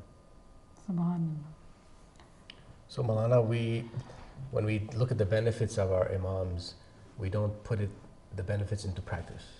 So for example, if we look at the beauty of the sun that Allah has created, the energy that the sun emits, we can say over and over again that how beautiful is the sun, how beautiful is the sun. But other people who are taking the energy of the sun Yes. and creating solar energy and taking so much benefit of the beauty of the sun, so we have to take the benefit and put into practice of the Nahj al-Balagha, of the Saif al-Sajadiyya, of the Holy Quran. I think that's in a nutshell that we're trying to say. بہت وہی کہ جو یہ مولا کا ایک طرح سے ہمارے پاس خزانے کی صورت میں یہ جو صحیفہ سجادیہ، صحیفہ کاملہ کی جو دعائیں ہیں. اور کل ہمارے ساتھ ہمارے ایک کالر تھے، انہوں نے بہت اچھی بات شیئر کی تھی دعائے ابو حمزہ سمالی کے حوالے سے کہ کسی کی ہڈی ٹوٹ گئی تھی تو انہوں نے کہا کہ ایک دعا بتائی کہ جو مولا امام زین العابدین علیہ الصلوۃ والسلام نے تعلیم فرمائی تھی. تو جب انہوں نے وہ دعا وہاں پہ پڑھی تو ہڈی جو ہے وہ اس کو جب جوڑا تو وہ جڑ جاتی ہے. تو مطلب یہی باتیں ہیں کہ میرا خیال ہے کہ جب لوگوں کو جب اس طرح کے فائدے اگر بتائیں، کیونکہ دنیا کا ایک ٹرینڈ بن چکا ہوا ہے کہ ہم لوگ اسی کام میں زیادہ انٹرسٹ لیتے ہیں جس میں ہمیں کوئی بینیفٹ نظر آتا ہے. اور ان دعاؤں میں جو ہے وہ ایک خزانہ چھپا ہوا ہے، لیکن اصل میں چونکہ آئی تھنک عربک لینگویج شاید بیریئر ہے اس میں کہ چونکہ وہ سمجھ میں نہیں آتی، اور اردو کی جو ٹرانسلیشن ہے شاید وہ اس طرح سے نہیں ہو پاتی، یا کچھ یہ ریزن ہے آپ سمجھتے ہیں یا کوئی؟ یہ تو یا 2-3 موضوعات ہو گئے جی. اس میں ایک موضوع کو تو ہم بہت زیادہ اس کے فیور میں نہیں ہیں کہ جو دعائیں بتائی گئی ہیں صحیح اگر کہیں بینیفٹ خود ائمہ نے بتایا ہے. اچھا. ہمارے یہاں سے بڑا پرابلم چل رہا ہے کہ شوگر کے لیے دعا. اچھا وہ تو علاج کروانا چاہیے، یعنی وہ تو ظاہر ہے کہ جو نہیں، تو پرابلم یہ ہے کہ یہ جو شوگر کے لیے دعا بتا رہے ہیں یہ کس امام نے بتائی ہے؟ یہ جنتریوں میں چل رہے ہیں کھیل سارے صحیح کہ یہ فلانے مرض کے لیے، ہیپاٹائٹس کے لیے دعا. اگر یہ ائمہ نے بتائی ہے تو بہت اچھی بات ہے. اگر کسی پیر فقیر نے بتائی ہے تو ہم اس کے شدید مخالف ہیں صحیح کہ جو عدد اگر ائمہ سے نقل ہوا ہے، یعنی محمد والے محمد سے، مثال کے طور پہ ہمارے یہاں جو اس وقت چل رہا ہے وہ کیا چل رہا ہے سلسلہ کہ نون کے عدد نکالیں گے، واو کے عدد نکالیں گے، کاف کے نکالیں گے، رے کے نکالیں گے، یہ کے نکالیں گے، نوکری. اس کے بعد جو ہے وہ بتا دیں گے کہ جی یا رزاق کو اتنی دفعہ پڑھو. تم کون ہوتے ہو؟ تمہیں کس نے اتھارٹی دی ہے یہ؟ ہم اس مسئلے میں ہمیں سخت ہونا چاہیے وہ یہ کہ وہ دعا، وہ ذکر اور تعداد جو معصومین نے بتائی ہے اس کو فالو کریں. بے شک. اگر یہ دروازہ ہم نے کھول دیا پیری کا، مریدی کا اور اس قسم کے لوگوں کا کہ گھر بیٹھ کے عورتیں بھی اب یہ کام کر رہی ہیں، مرد بھی یہ کام کر رہے ہیں، لوگوں کو اس طرح سے بیوقوف بنا رہے ہیں، تو یہ کام خراب سے خراب ہوتا چلا جائے گا. صحیح. تو جو ائمہ نے فوائد بتائیں وہ اچھا. پھر اس کے بعد یہ بھی ذہن میں رکھنا چاہیے کہ دعا کرنا ہمارا کام ہے، قبول کرنا اللہ سبحانہ و تعالیٰ. بے شک بے شک. توسل کرنا ہمارا کام ہے اور توسل کا نتیجہ ظاہر کرنا معصومین کا کام ہے. بے شک. نہ اللہ سبحانہ و تعالیٰ ہمارے حکم کا مطیع و فرما بردار ہے. بے شک. اگر ہم دعا کر رہے ہیں اور اس سے حاجت طلب کر رہے ہیں تو غلام بن کے حاجت طلب کریں، حاکم بن کے اس کو حکم نہ دیں کہ یہ کام کر. سبحان اللہ. بے شک. اگر ہم توسل کر رہے ہیں تو یہ سمجھ کے توسل کریں کہ وہ ہمارے سید و سردار ہیں، وہ رسول اللہ صلی اللہ علیہ وسلم ہیں، بے شک. اور جناب سیدہ اور باقی ہمارے ائمہ ہیں، اور وہ ہر چیز کو ہم سے بہتر جانتے ہیں. ہم توسل کر رہے ہیں, نتیجہ وہ مصلحت دیکھ کے انجام دیں گے. سبحان یہ چیز بھی ذہن میں رہے دعا کے ساتھ. سبحان اللہ. اور جو کم ترین فائدہ دعا کا ہے وہ یہی ہے کہ انسان میں اور خالق میں ایک کانٹیکٹ ہو جائے. سبحان اللہ. ایک بہت بڑا پرابلم جو اس وقت بعض ان لوگوں کے ساتھ ہے کہ جو عبادت نہیں کرتے, وہ اپنی زندگی میں کھوکھلے سے رہتے ہیں, وہ ٹینشن کا شکار رہتے ہیں. لیکن اگر کوئی آدمی اپنے پرابلم کو اللہ سبحانہ و تعالیٰ کے سامنے پیش کرتا ہے, ایک امید ہوتی ہے, ایک تعلق ہوتا ہے, تو خود بخود یہ چیز سکون قلب کا سبب بنتی ہے. سبحان اللہ. سبحان اللہ. تو خود دعا جو ہے وہ بذات خود ایک عبادت ہے, اس اعتبار سے کہ جب ہم دعا مانگتے ہیں تو ہمیں یقین ہوتا ہے کہ ہم فقیر ہیں, اللہ سبحانہ و تعالیٰ غنی ہے. بے شک. ہمارے اختیار میں نہیں ہے, اس کے اختیار میں ہے. بے شک. تو فقط دعا جو ہے در حقیقت بہت ساری چیزوں کو کلیئر کر رہی ہوتی ہے کہ ہم محتاج ہیں, وہ غنی ہے, ہمارے اختیار میں کچھ نہیں ہے, اس کے اختیار میں ہے. اس کا اذن ہوگا تو ہر چیز کا اثر ہوگا. سبحان اللہ. اور دعاؤں کے بارے میں جیسے ایک ہمارے غلط فہمی ہے کہ امام زین العابدین علیہ السلام کی ساری دعائیں صحیفہ سجادیہ میں ہیں, یہ غلط ہے بالکل. صحیفہ سجادیہ تو یہ ایک صحیفہ ہے جو ایک خاص سلسلے سے آیا ہے کہ جو کہا جاتا ہے جناب زید کے فرزند کے ذریعے سے. صحیح. ان کے علاوہ بھی بہت ساری دعائیں ہیں جو صحیفہ سجادیہ ثانیہ بھی ہے اور دوسرے صحیفے بھی ہیں کہ جن میں بہت ساری دعائیں ہیں. تو صحیفہ سجادیہ میں کل وہ دعائیں ہیں کہ جو خاص سلسلے سے آئی ہیں, خاص سند سے آئی ہیں. صحیح. ان کے علاوہ بھی دعائیں ہیں. اور تو ان کے مطلب وہ دوسری کتابیں ہیں یا جی دوسری کتابیں مثال کے طور پہ بہار میں ہے, عوالم میں ہے. صحیح. اور دو جو مجموعے ہیں دعاؤں کے, ایک آیت اللہ ابتہی نے اور اسی طرح سے ایک آغا جواد قیومی ہیں. ان دو حضرات نے دعاؤں کو جمع کیا ہے. ان دونوں کی ترتیبیں الگ الگ ہیں اور دونوں ہی صحیفے سجادیہ ہیں, وہ بھی اور یہ بھی اور یہ بھی. صحیح. لیکن ان میں ان سے زیادہ دعائیں ہیں. یہ ایک خاص سند سے ہے, یہ ذہن میں رہے, حضرت زید کے فرزند کے ذریعے سے آیا ہے جو ان کے پاس دعائیں تھیں خالی. جزاک اللہ مولانا صاحب. بہت مطلب یہ کہ وہی ہے کہ نالج حاصل ہوتی ہے جب ہم بات کرتے ہیں. تو عام طور پہ لوگ سمجھتے ہیں کہ صرف یہ دعائیں ہیں, یہ غلط ہے. اچھا. اور اچھا یہ صحیفہ سجادیہ اور صحیفہ کاملہ, اس میں فرق کیا ہے؟ صرف نام کا ڈفرینس ہے یا وہی بات ہے کہ اس میں زیادہ دعائیں ہیں صحیفہ کاملہ میں اور صحیفہ سجادیہ میں؟ یا دیکھیں کاملہ جو ہے اس میں کچھ اور دعاؤں کو بھی ایڈ کیا ہے کیونکہ ان کے علاوہ بھی دعائیں ہیں. صحیح. اور صحیفہ سجادیہ جب کہا جاتا ہے ایکچولی دونوں ایک ہی ہیں, ایک ہی نام, مطلب وہی ہوتا ہے. کبھی اس میں ایسا فرق نہیں ہے, لیکن کچھ دعاؤں کو آگے بڑھایا ہے اور یہ کہہ کے بڑھایا ہے کہ یہ صحیفہ سجادیہ, کون سی صحیفہ سجادیہ جو جناب زید کے فرزند کے ذریعے سے آئی, اس کے علاوہ دعائیں. صحیح. جزاک اللہ. دیکھیے یہ جو let's say there's 4 or 5 sister books صحیفہ السجادیہ, یہ بھی سارے انگلش میں ملتی ہیں یا پبلیکیشن ان کی ہیں یا ہو چکی ہیں, انگلش میں ہو چکی ہیں. خصوصاً اللہ ان کے درجات بلند سے بلند فرمائے آغا انصاریان کے, انہوں نے کافی کتابیں جو ہیں وہ پبلش کی ہیں. ابھی 2-3 سال پہلے ان کی وفات بھی ہو گئی, اللہ ان کی مغفرت فرمائے, درجات کو بلند سے بلند فرمائے. بڑی انہوں نے اہل بیت کی خدمت کی اور اللہ کا شکر ہے کافی کام ہو رہا ہے. خصوصاً ایک ویب سائٹ ہے ال-اسلام, ال-اسلام جی, تو اس میں کافی .org, تو اس میں کافی بکس ہیں اور کام ہو رہا ہے. اب پھر ہم توجہ دلائیں کہ بہت سارے نوجوانوں کو کوشش کرنی چاہیے کہ نیو ایپس بنائیں. صحیح. کہ جو ترجمے ہیں قرآن کے مومنین نے کیے ہیں ان کی ایپس بنائیں. اسی طرح سے اس کو تھوڑا ماڈرنائز کریں ٹاپک کے سلیکشن کے حوالے سے اور آیات کو سرچ کرنے کے حوالے سے. کافی کام ہو سکتے ہیں جو نوجوان بھی کر سکتے ہیں. اور ایک تو مشورہ ہم نے یہاں 2-3 سال پہلے بھی دیا تھا کہ ایپ کا ایک بینک بنائیں بعض نوجوان, اور یہ خود ایک ثواب جاریہ ہوگا, کار خیر ہوگا, اور کہ اس بینک میں جو ہے ان ایپس کو دے دیں اور اس کی آمدنی سے کچھ اور دینی کام کریں. بہت آئیڈیا بہت اچھا ہے ویسے یہ نا, کیونکہ ظاہر ہے کہ پھر آج کل کا جو دور ہے وہ میڈیا کا دور ہے. اور لوگوں کو کہیں کہ اگر آپ اس میں سے $1 دیتے ہیں, $2 دیتے ہیں, تو یہ سوچ کے دیں کہ یہ کسی ایک دینی پروجیکٹ پہ لگ رہے ہیں. سبحان اللہ. اور پھر وہ جب تک وہ استعمال ہوتی رہے گی وہ چیز تو اس کا ظاہر ہے کہ فائدہ. اب لوگ کیا چاہتے ہیں کہ جی فری میں مل جائے, فری میں بھی اچھی چیز ہے, لیکن اگر یہ سوچ کے, لیکن اس کے لیے ظاہر ہے کوئی ادارہ بنے ایسا کہ جو اس کے آمدنی سے کوئی اور پروجیکٹ چلائے, کوئی جیل کا پروجیکٹ ہو, کچھ اور تبلیغ کا پروجیکٹ ہو. سبحان اللہ. مولا کی زندگی پہ جب ہم نظر دوڑاتے ہیں, ہم واپس آتے ہیں حالات زندگی کی طرف اپنے فورتھ امام کے, تو ان کا اتنے وہ کربلا کے واقعے سے گزرنے کے باوجود جب وہ آتے ہیں تو ان کی زندگی جو ہے وہ عبادت, مناجات, تو تھوڑا سا اگر آپ اس کے اوپر روشنی ڈالیں کہ مطلب کس طرح سے پھر مولا نے, اور لیکن جو انقلاب جو پیدا ہوتا ہے ان دعاؤں سے ہی اور ان کی عبادت سے ہی, کہ ظاہر ہے کہ پھر اس کے بعد پوری جو ہسٹری ہے وہ بدل جاتی ہے. ایک تو اس موضوع سے پہلے ایک اور موضوع کی جانب توجہ دلائیں جو بعض نوجوان اس سے بڑے خوش ہوں گے اور جو ایجوکیٹڈ حضرات ہیں خوش ہوں گے, کہ ان دعاؤں میں اور بھی بہت سارے موضوعات ہیں.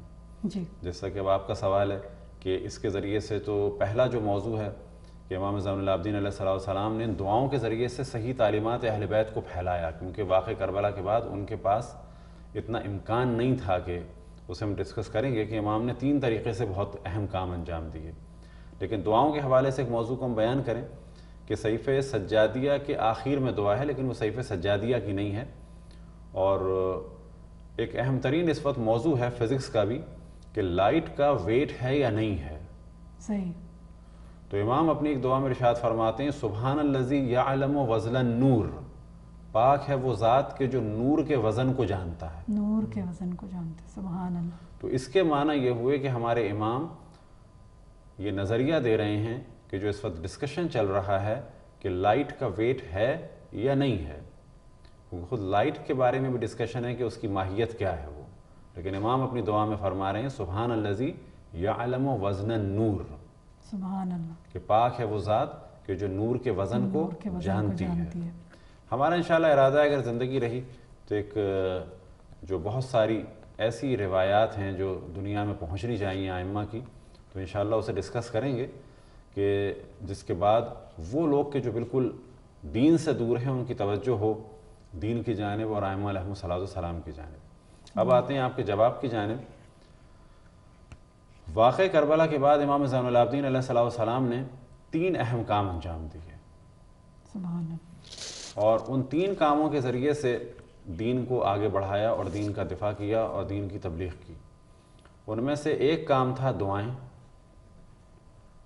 دوسرا کام تھا گریہ, رونا. بے شک. یہ رونا کوئی سادہ رونا نہیں تھا. ائمہ علیہم السلام کے بارے میں جو ایک عام تصور لوگوں کے ذہن میں ہے کہ جب وہ مظلومیت کی زندگی گزار رہے تھے تو اس کے معنی ہے کہ جیسے شاید وہ بالکل ایک عام سے آدمیوں کی زندگی گزار رہے تھے. ایسا نہیں.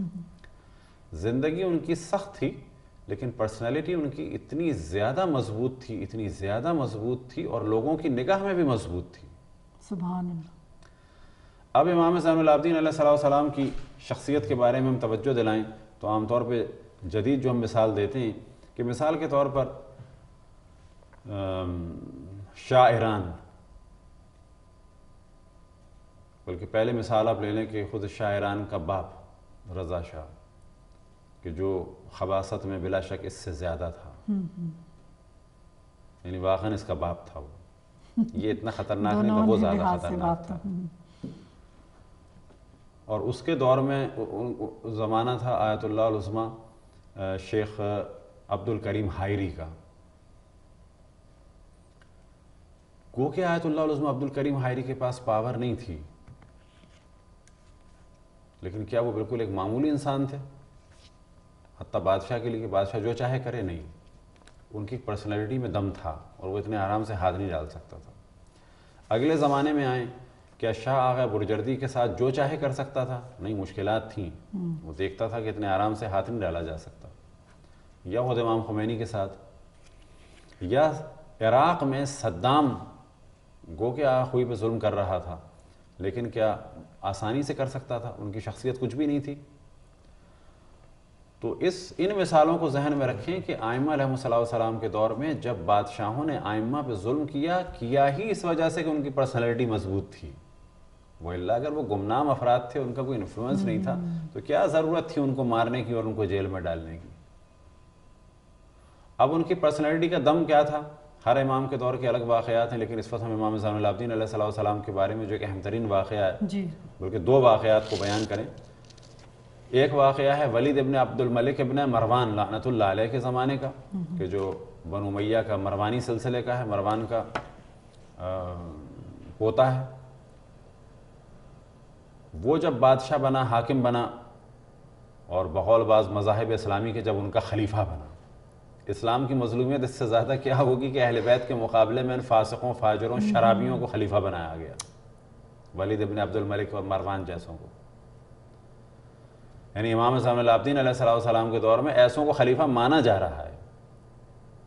مظلومیت اس سے بڑھ کے کیا ہو کل ہی سکتی ہم نے ہے؟ یوٹیوب میں اسلام دیکھا کی مظلومیت ہے. ایک عثمان خمیس نام کا کویتی عالم ہے، اور وہ عثمان خمیس نام ہے، خمیس لیکن ہے وہ خبیث.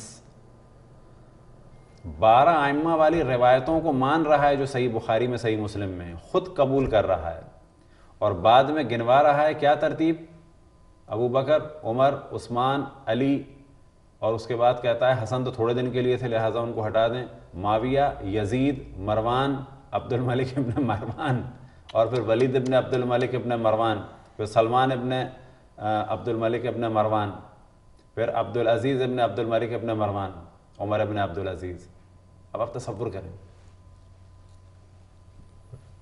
کہ 12 گنوا رہا ہے، اور ان 12 میں یزید کو گنوا رہا ہے. تو بس تکبر اللہ ربی و تو تو ایک واقعہ ہے کہ امام زین العابدین علیہ السلام ولید ابن عبد الملک کے زمانے میں ہیں، اور یہ واقعہ بھی جو ہے وہ حج کا ہے، اور امام نے اس کی جانب توجہ نہیں کی تو اس نے نارضایتی کا اظہار کیا، اور اس کے بعد کہا کہ آپ کیوں نہیں آتے ہمارے پاس تاکہ میں آپ کو کچھ مال دوں، کوئی آپ کی خدمت کروں.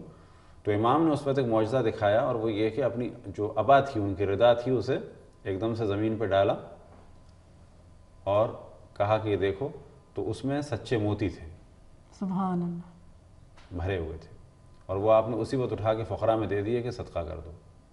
تو اس جانب بھی توجہ رہے کہ امام حجت خدا ہیں، بے شک اللہ سبحانہ و تعالیٰ کی جانب سے ان کے پاس ولایت ہے، بے شک، اور اللہ کے اذن سے وہ حتیٰ اگر حکم دیں کہ یہ چیز ہو جائے تو وہ ہو جائے گی. سبحان اللہ. اب آپ تصور کریں کہ حشام ابن عبد الملک بھی امام کے پاس آئے کہتا ہے کہ ہم سے کیوں نہیں ملتے، اس کا مطلب ان کی پرسنالٹی ہے. دوسرا واقعہ جو بہت زیادہ مشہور ہے، اور وہ واقعہ بھی در حقیقت اسی ولید ابن عبد الملک کے زمانے کا ہے. بادشاہ یہ تھا ملعون، اور اس زمانے میں اس کا بھائی آیا ہوا تھا کہ جو بادشاہ کا بیٹا تھا اور اس بادشاہ کا بھائی تھا. اس کا نام تھا حشام ابن عبد الملک ابن مروان لعنت اللہ علیہ. یہ دوران طواف چاہ رہا تھا حجر اسود کے پاس جائے، اس کو موقع نہیں مل رہا تھا. ان کا ایک وی آئی پی خیمہ لگا ہوا تھا جہاں شام کے افراد بھی بیٹھے تھے، شام سے آئے ہوئے اس کے دوست، اوباش قسم کے لوگ. اسی دوران جب جگہ نہیں مل رہی تھی تو دیکھا کہ امام زین العابدین علیہ السلام تشریف لائے، اور ایک دم سے انہوں نے چاہا کہ حجر اسود کی جانب بڑے استعلام کریں، تو لوگوں نے ایک دم سے راستہ بنا دیا. راستہ بنا دیا. سبحان اللہ، سبحان جب یہ راستہ بنا تو حشام ابن عبد الملک بعد میں بادشاہ بنا، لیکن اس وقت وہ بادشاہ نہیں تھا، اس وقت بادشاہ یہی ولید تھا، اور یہ شہزادہ تھا بلا شک. تو اس نے کسی نے سوال کیا کہ یہ کون ہے. اس نے امام کی معرفی نہیں کرانا چاہی اور ایک طرح نگلیکٹ کرنا چاہا کہ نہیں میں نہیں جانتا کون ہے. اس جملے کے بعد قصیدہ پڑھا تھا جناب فرزدق نے، جی، کہ ان کا نام ہے حمام ابن غالب، اور ان کی کنیت ہے ابو فراس، اور جو لقب ہے ان کا وہ ہے فرزدق. فرزدق، جو قصیدہ فرزدق ہے اس کے بعد پڑھا تھا، اور وہ اس وقت امام کے افراد میں سے نہیں تھے. اہل بیت کی محبت دل میں تھی، لیکن اس وقت وہ دربار کے شاعر تھے، وہ اسی ٹینٹ میں تھے، اور ان کی ڈیوٹی یہ تھی کہ اشعار پڑھ کے ان بادشاہوں کی تعریف کریں.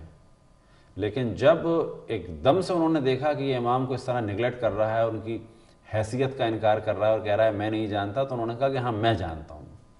پھر انہوں نے قصیدہ پڑھا تھا ھذا الذی یعرف البطاطا ووطاطہ ویعرف الحل والحرم. یہ وہ ہے کہ جس کو مکہ بھی جانتا ہے، اس کے سنگریزے بھی جانتے ہیں، سبحان اللہ، اور اسے حرم بھی جانتا ہے، اور حرم اور ہل بھی جانتا ہے، اور یہ طویل.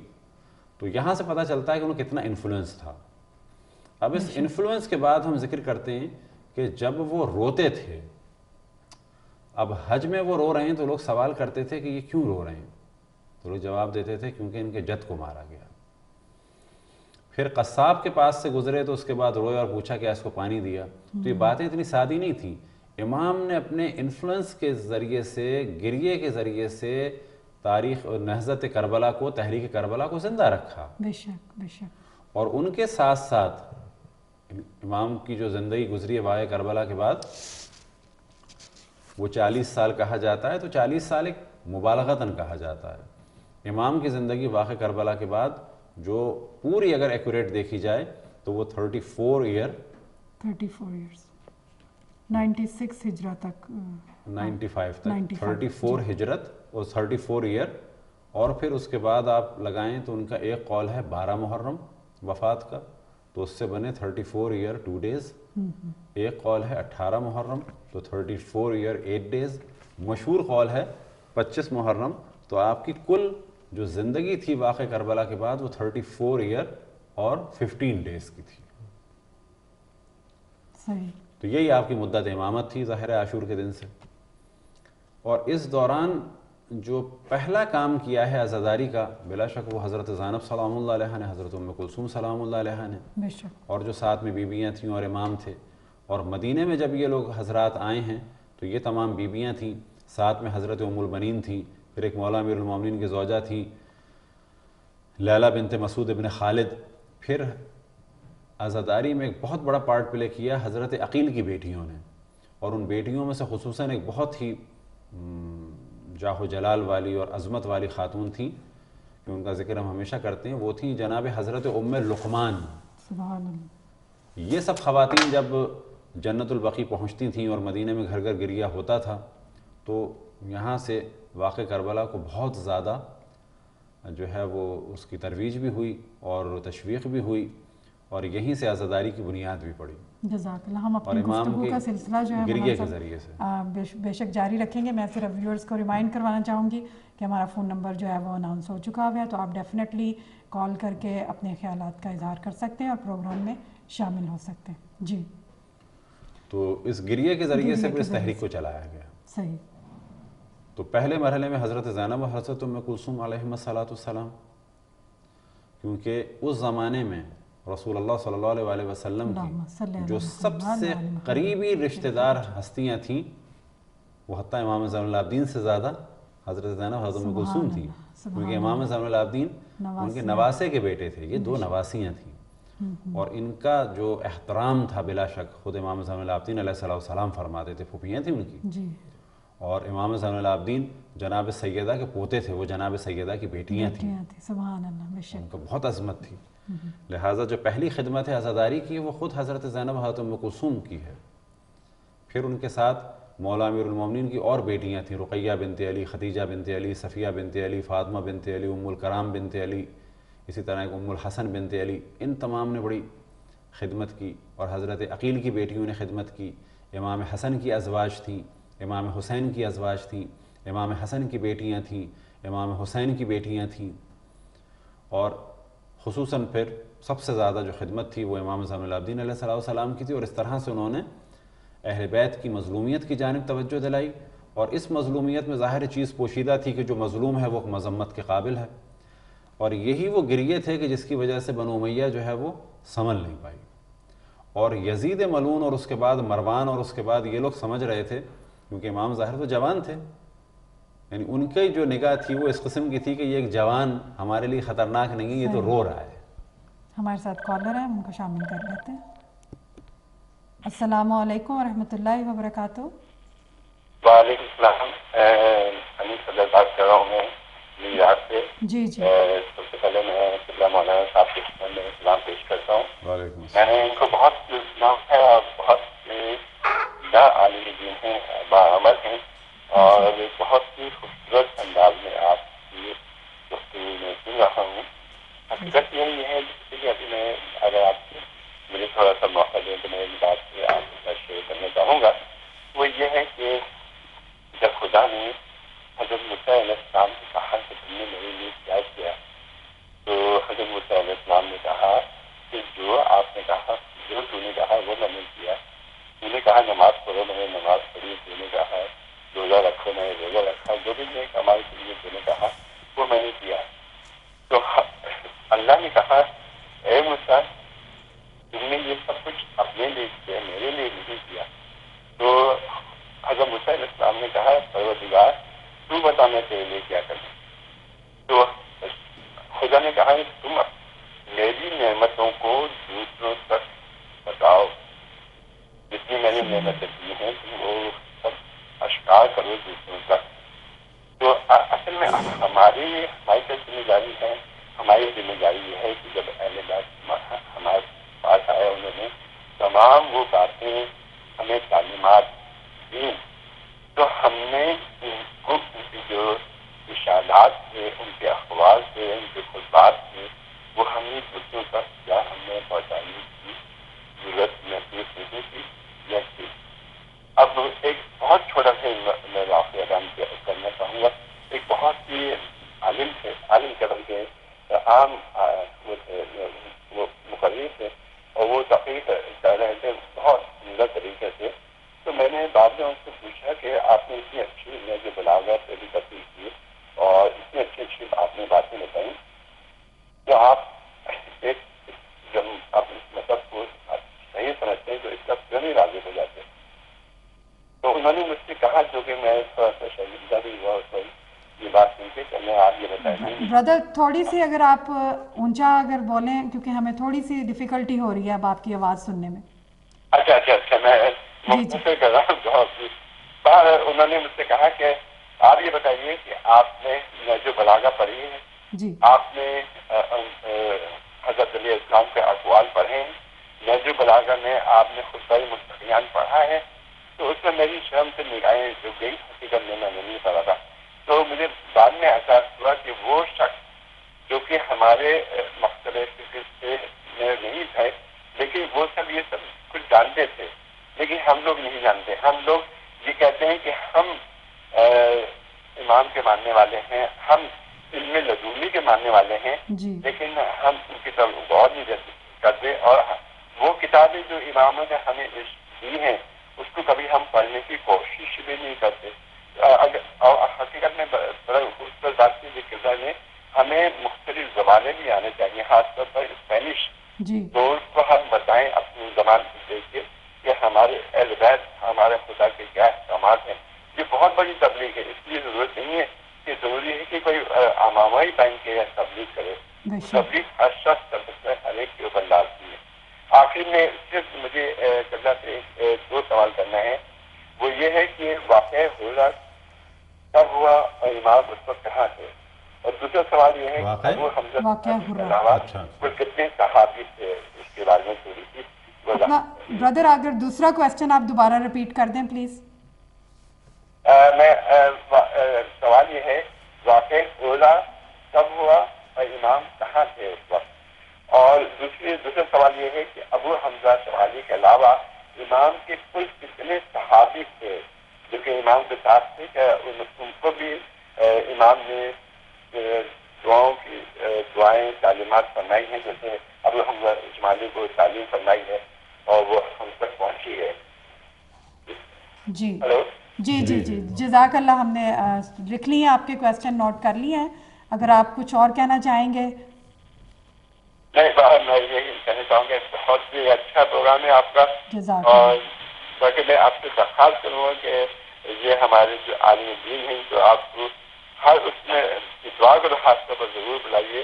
اور بہت سے معلومات میں اضافہ ہو رہا ہے اور جو انہوں نے باتیں بتائی ہیں وہ یقیناً مشلے راہ ہیں اور بہت ہی ہم لوگوں کے لیے ضروری ہیں تاکہ ہم یہ باتیں سن کے اپنے عمل کے ذریعے سے دوسروں تک یہ باتیں بتائیں. جب تک ہم عمل نہیں کریں گے زبانی باتوں سے کوئی فائدہ نہیں ہوگا. اگر میرا عمل اچھا ہوگا دوسرے میرے عمل دیکھ کے کہیں کہ بھائی یہ ہیں، ایسے ہوتے ہیں شیعہ یا ایسے ہوتے ہیں مسلمان، پھر تو فائدہ ہے.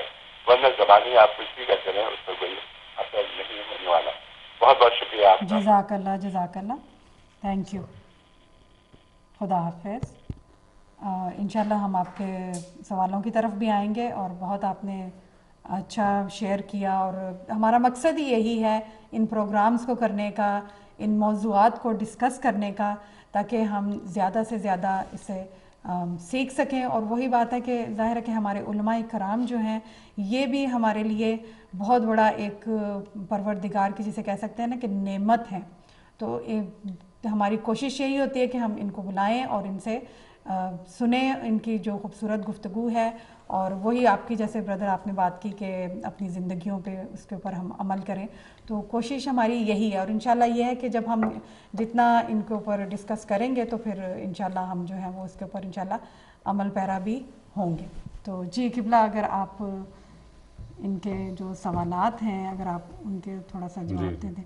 واقعہ ہرا کے بارے میں انہوں نے پوچھا کہ وہ کب ہوا, اور اس وقت ہمارے جو 4th امام زین العابدین علیہ الصلوۃ والسلام ہیں وہ کہاں پر تھے. جی بسم اللہ الرحمن الرحیم. دونوں سوال بہت اچھے ہیں. پہلا سوال تو ہے واقعہ ہرا کے بارے میں, جی, اور اس جانب توجہ رہے کہ اس میں کئی سوال نکلتے ہیں. خود امام زین العابدین علیہ السلام نے کیا کیا, اور وہ کہاں تھے, اور واقعہ ہرا میں کیا کیا ہوا. اور تو پہلی چیز تو یہ کہ یہ ہوا یزید کے دور میں. یزید کے دور. اچھا, یزید کے دور میں واقعہ کربلا کے بعد دو کام ہوئے کہ یزید سے نفرت ہوئی لوگوں کو. لیکن یزید سے جو نفرت ہوئی لوگوں کو وہ بھی دو قسم کی تھی. صرف یزید سے نفرت یہ ایک, اور ایک نفرت وہ تھی کہ یزید سے نفرت اور اہل بیت سے محبت. تو دونوں اچھی تھی, لیکن ظاہر ہے جو اچھی تھی وہ تھی کہ جو اہل بیت سے محبت اور یزید سے نفرت, کہ وہ کام توابین نے کیا اور حضرت مختار نے انجام دیا. لیکن یزید سے نفرت لوگوں کو ہو چکی تھی. اور یہ جو واقعہ ہوا مین, اس میں ایک دخل تھا عبداللہ ابن زبیر کا, اور عبداللہ ابن زبیر خلافت کا دعویٰ کیا تھا جو اس وقت مکہ میں, جو مکہ میں تھا. جی. اور جب یہ ڈسپیوٹ ہوا تو واقع کربلا کے بعد یزید کے لیے بھی مشکل تھا کہ اب امام زین العابدین علیہ السلام کو چھیڑیں دوبارہ. ادھر عبداللہ ابن زبیر کے لیے بھی مشکل تھا, وہ بھی چاہتے تھے امام زین العابدین کو جو ہے وہ ایک طرح سے اپنے خیال میں کہ ان کو یوز کریں یا بالفاظ دیگر معاذ اللہ مس یوز کریں. تو جب یہ واقع ہرا ہونے والا تھا تو ایک دفعہ تو غلبہ ہوا عبداللہ ابن زبیر کے طرفداروں کا یزید کے خلاف. یہ وہ وقت تھا کہ جب مروان نے اپنے گھر کی خواتین امام کے گھر میں رکھوائیں, اور بنو امیہ نے اپنی خواتین امام کے گھر میں رکھوائیں کہ آپ ہماری خواتین کا دفاع کریں. اور امام نے ان کی خواتین کا دفاع کیا, ان کی جان مال عزت آبرو کا دفاع کیا ان لوگوں کے مقابلے میں جو اس وقت وہاں پر اٹھے تھے. اور یہ لوگ بھی ظاہر امام سے ذرا سا دبتے تھے, لیکن پوری طرح سے مطیع و فرما بردار نہیں تھے. پھر اس کے بعد یزید نے جب حملہ کیا تو اس وقت امام نے ظاہر پہلا کام تو یہی کیا کہ امن و امان کا کہ کام نہ ہو. یہ وہ ظاہر ہے, لیکن وہ ماننے والے تو نہیں تھے. تو یزید نے آرڈر یہ دیا تھا کہ مدینے پہ حملہ کرو, اور حملہ اگر کرتے ہو اس کے بعد اگر یہ لوگ سلنڈر کر دیتے ہیں تو صحیح ہے, لیکن اگر وہ سلنڈر نہ کریں تو پھر 3 دن کے لیے مدینہ تمہارے لیے مباح ہے, یعنی جو چاہے کرو. تو اس میں تمام مورخین اسلامی نے, اب جو بھی افراد تاریخ پڑھنا چاہیں تو ہمارے یہاں پرابلم کیا ہوتا ہے اس کو ڈسکس کرتے ہیں پھر کنٹینیو کرتے ہیں. تو ہمارے ساتھ بھی پرابلم ہوا تھا, اور عموماً جو لوگ دین پڑھنا چاہتے ہیں ان کے ساتھ پرابلم ہوتا ہے. جو بھی دین پڑھنا چاہتا ہے فوراً ایک عدد وہ تفسیر خریدتا ہے, ایک نہج البلاغہ خریدتا ہے, ایک صحیفہ سجادیہ خریدتا ہے, اور وہ جیسے ان کتابوں کو کھولتا ہے تو اس کو یقین ہو جاتا ہے یہ کتابیں میرے کام کی نہیں ہیں اور بہت مشکل ہیں. اور یہ طریقہ غلط ہوتا ہے. جس کو بھی مطالعہ کرنا ہے وہ ایک بہت ہی ایلیمنٹری بک سے اور ایزی بک سے آہستہ آہستہ چلے, اور اس میں بھی پوری کتاب کو فوراً نہ پڑھے بلکہ کسی بھی کتاب کے انڈیکس کو کھولے اور یہ دیکھے کہ اس انڈیکس میں سے کس چیز کے پڑھنے کا دل چاہ رہا ہے. تو اس کو محسوس ہوگا کہ یہ والا سوال میرے ذہن میں تھا, اس کو پڑھے گا, اس کو ایک دم سے سکون ملے گا کہ ایک مجھے جواب مل گیا. پھر اس کے انڈیکس میں دوسری چیز دیکھے, پھر تیسری چیز دیکھے, تدریجاً اپنی پڑھائی کے معیار کو بڑھانا شروع کرے. پھر ایک وقت آئے گا کہ جس چیز کی اسے پیاس ہے اس کو پڑھے اور اپنے مینٹل لیول کے مطابق پڑھے. اب تاریخ میں بھی یہی ہوتا ہے, تاریخ کی کتابیں لوگ شروع کرتے ہیں تو کچھ ہوتی ہیں جرنل ہسٹری, جیسے تاریخ ابن کثیر یہ تبری ہے تو اس میں انبیاء کی بھی ہیں. لیکن اب آپ کو اگر پڑھنا ہے رسول اللہ صلی اللہ علیہ وسلم کے بارے میں تو آپ اسی چیپٹر کو کھولیں, صرف وہی والا. جی. اب اگر آپ کو پڑھنا ہے یزید کے بارے میں تو پھر آپ آ جائیں 60 سے لے کر 64 تک. 64 تک صحیح. اگر آپ کو جنگ جمل کے بارے میں پڑھنا ہے تو وہ ظاہر ہے پھر آپ آ جائیں کہاں, مولا کائنات کے دور میں, کہ جنگ جمل کا زمانہ جو ہے 35 کے بعد ہے. تو اس میں کیا ہوگا, جو آپ کے سوال ہیں وہ انہی چند پیجز میں نکل آئیں گے, جواب مل جاتے ہیں. پھر دوسری بک میں بھی جائیں وہاں بھی اسی جگہ ڈھونڈیں. تو تمام مسلمانوں کی جتنی بھی تاریخ کی کتابیں ہیں تو اس میں یزید کے جو کارنامے ہیں اس میں ایک تو شہادت امام حسین ہے, جی, رسول اللہ کی بیٹیوں کی اور اہل بیت کی اسیری ہے, اور پھر اس کے بعد یہ مدینہ پہ کا واقعہ ہے, تاراجی مدینہ, اور مکہ پہ حملہ یعنی واقعہ حرہ. تو اس نے حکم دیا کہ اگر یہ لوگ سلنڈر کر دیتے ہیں تو صحیح ہے, ورنہ 3 دن کے لیے مکہ اور 3 دن کے لیے مدینہ جو ہے مباح ہے. مباح کے معنی کیا ہیں کہ پھر جو چاہے تم کرو. لہٰذا تمام مورخین نے اس کو لکھا, خصوصاً خلافت و ملوکیت میں مولانا مودودی نے کوئی اپنا نظریہ نہیں دیا ہے, یہ تمام مورخین کے اقوال کوٹ کیے ہیں ریفرنس کے ساتھ کہ 1000 سے زیادہ لڑکیوں کے ناجائز بچے پیدا ہوئے مدینہ میں. آج جو لوگ یزید کی طرفداری کر رہے ہیں ہمارے بغض میں, اہل بیت علیہم السلام کے بغض میں, تو وہ یہ جان لیں کہ یزید نے مدینہ پہ بھی حملہ کیا اور آبروؤں کو پامال کیا.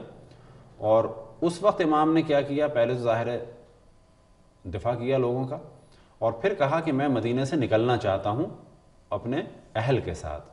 تو انہوں نے کہا آپ کو اجازت ہے. پھر آپ نے کہا کہ اہل سے مراد صرف میرے گھر والے نہیں, جو بھی میرے ساتھ نکلنا چاہے. تو جو ان کو فالو کرتے تھے, جو فالوور تھے, وہ نکلے. اب اگر اور لوگ نکلنا چاہتے وہ بھی نکلتے. تو امام مدینہ سے, یعنی پہلا مرحلہ تھا ظاہر ہے, سمجھایا, نیگوسیشن کیا, اور وہ ایک ہر نبی اور امام کی ذمہ داری ہوتی ہے. اس کے بعد جب نتیجہ نہیں نکلا تو پھر آپ نے کہا کہ میں نکلنا چاہتا ہوں, اور بہت سارے لوگوں کے ساتھ آپ مدینہ سے نکل گئے. اور نکل کے آپ چلے گئے ابوا میں. اور ابوا وہ جگہ ہے جہاں پر آج بھی قبر مطہر ہے حضرت آمنہ بنت وہب صلوات اللہ وسلامہ علیہا کی, یعنی والدہ ماجدہ رسول اللہ صلی اللہ علیہ وسلم کی. آپ وہاں چلے گئے تھے اور وہاں پہ رہے واقع حرہ کے بعد تک, یعنی مدینہ کے اس واقعے کے بعد تک. اور اسی دوران مکے میں حملہ ہوا, اور جب مکے میں حملہ ہوا تو آج بھی آپ کو پتہ ہے کچھ سال پہلے تک کہ خانہ کعبہ کے ارد گرد جو ہے بڑے بڑے پہاڑ تھے, جی, اور خانہ کعبہ جو ہے بالکل ایسا تھا جیسے اس طرح سے کٹورے میں بالکل. یہی وجہ ہے کہ جب بھی سیلاب آتا تھا تو وہ پانی جمع ہو جاتا تھا, پھر پانی نکالنا پڑتا تھا, بالکل ایک ایسا کٹورا سا تھا. تو بالکل پہاڑوں پہ منجنیخیں لگا دی گئی تھیں. منجنیخ وہ ایک سمجھیں ڈیوائس سمجھ لیں, کوئی چیز کہ جو اس طرح سے پتھر پھینکتی ہے.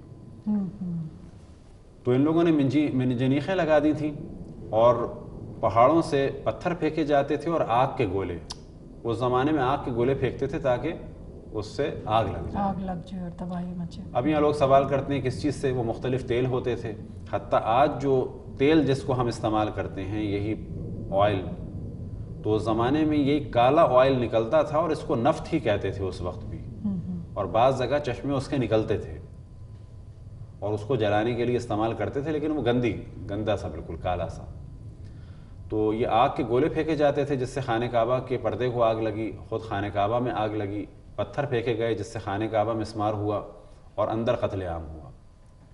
یہ ہیں 2 واقعات. اب جو آپ کا سوال ہے تو اس میں امام زین العابدین علیہ السلام کے مختلف اصحاب تھے, اور ان میں سے جو مشہور ترین ہیں 1-2 کے ہم نام لے دیتے ہیں. ایک تو تھے جناب ابو خالد قابلی, یہ بہت اہم اصحاب میں سے تھے اور راویان حدیث میں سے. اسی طرح سے جناب سعید ابن مسیب تھے, اور اسی طرح سے جناب قاسم ابن محمد ابن ابو بکر, یعنی محمد ابن ابو بکر, یہ فرزند سے, یعنی محمد ابن ابو بکر کے بیٹے, قاسم ابن محمد ابن ابو بکر. اور انہی قاسم کی صاحبزادی تھیں فروا, اور فروا کا پھر نکاح ہوا تھا حضرت امام محمد باقر سے, اور یہ فروا والدہ تھیں امام جعفر صادق علیہ السلام کی. اور ان کے علاوہ بھی کچھ اصحاب تھے. جو اہم ترین ایک اور موضوع تھا جو ہم ڈسکس کرنا چاہ رہے تھے وہ یہ کہ جو دوسرا کام امام نے انجام دیا تھا کہ جس کو عام طور دعائیں اور گریہ کے اوپر بات دعا اور گریہ یہ 2 کام تو ہو گئے اور یہ بڑے تفصیل سے ہیں. اور تیسرا جو اہم کام امام نے انجام دیا تھا اس کی جانب عام طور پہ توجہ نہیں ہے اور ہم اتفاق سے ہمیشہ اس کو ڈسکس کرتے ہیں خصوصاً ان کی ایام شہادت میں. تیسرا اہم کام یہ تھا کہ ائمہ علیہم الصلاۃ والسلام کے درمیان بلکہ پورے معصومین علیہم الصلاۃ والسلام کے درمیان سب سے زیادہ غلام جنہوں نے خریدے وہ امام زین العابدین نے خریدے. جی سب سے زیادہ غلام, حتیٰ اتنے غلام آپ کے پاس تھے بیک وقت کہ ان کے لیے دفتر تھے. دفتر سے مراد کاپیز تھی, رجسٹر تھے کہ جن میں ان کے خریدنے کا وقت اور ان کے آزاد کرنے کا وقت اور ان کی کتنے کا اور کب اور کہاں اور کیا, یہ پورے رجسٹر تھے اور ان رجسٹروں کو بھی غلام سنبھالتے تھے. اب یہ تینوں کام کیوں تھے کہ زمانہ اتنا سخت تھا کہ امام کے لیے ایک تو اہم چیز گریہ تھی. دشمن یہ سمجھتے تھے کہ یہ جوان, کیونکہ امام جوان تھے, یہ جوان ہمارے لیے خطرہ نہیں ہے. یہ ہمارے ساتھ کالر ہے, ان کو شامل کر لیتے ہیں. السلام علیکم ورحمۃ اللہ وبرکاتہ. السلام علیکم. جی وعلیکم السلام. جی بہن جی, میں عباس عرض کر رہا ہوں, غلام عباس, نیو یارک سے. جی برادر. مولانا صاحب سے پوچھنا تھا کب جانا ہے انہوں نے جی کربلا مولا اور ادھر لے کے قافلہ جی. آپ اگر ابھی ہم لائیو پروگرام میں ہیں تو اگر آپ پروگرام کے بعد کال کر کے معلوم کر لیں. نہیں پہلے تو ان کو بتا دیں. اسی نمبر پہ کر لوں جی. ہاں وہ تو دوسرے مولانا ہیں. وہ مولانا ظہیر الحسن نقوی صاحب جاتے ہیں نا. مولانا آج ہمارے ساتھ جو پروگرام میں ہیں وہ علامہ سید شہریار رضا عابدی صاحب ہیں. جی تو ہم نے پوچھنا ہے علامہ ظہیر الحسن سے جی. جی جی ہاں, تو اس وقت اصل میں وہ پروگرام میں نہیں ہے, تو اگر آپ پروگرام کے بعد کال کر کے پھر وہاں پہ بات کر لیں ان کے ساتھ. یہ ٹھیک ہے جی, جی بڑی مہربانی. No problem. خدا حافظ.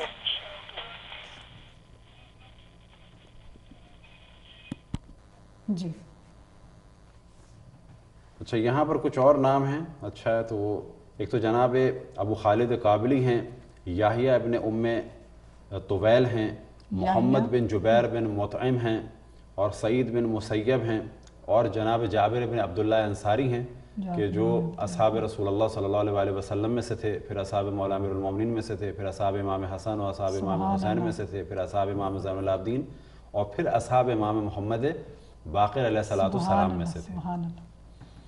اور جناب عامر بن وائلہ کنانی ہیں, اور سعید بن جبیر ہیں جن کا ہم ذکر کچھ کر چکے, اور جناب جبیر بن مطعم ہیں. یہ اہم ہیں, لیکن ان میں جو سب سے زیادہ اہم تھے کہ جن سے روایتیں نقل ہوئیں وہ جناب ابو خالد قابلی تھے کہ جو کابل کے تھے, اور اسی طرح سے یحییٰ ابن ام طویل تھے, اور سعید بن مسیب تھے, اور جناب جابر ابن عبداللہ انصاری, اور سعید بن جبیر. جناب سعید بن جبیر بھی جو ہیں وہ اہم ترین حضرات میں سے تھے. اور جناب تو تیسری جو چیز تھی وہ تھے غلاموں کا خریدنا اور بیچنا نہیں بلکہ ان کا آزاد کرنا. تو اب ان کا جو ویو تھا, جو سوچ رہے تھے بنو امیہ والے, خدا ان سب پہ لعنت کرے, وہ یہ سوچ رہے تھے کیونکہ امام اس وقت تقریباً 22-23 کے درمیان تھے, واقع کربلا کے بعد 23واں سال چل رہا تھا, تو ان کے حساب سے تو ایک لڑکا تھے وہ نوجوان.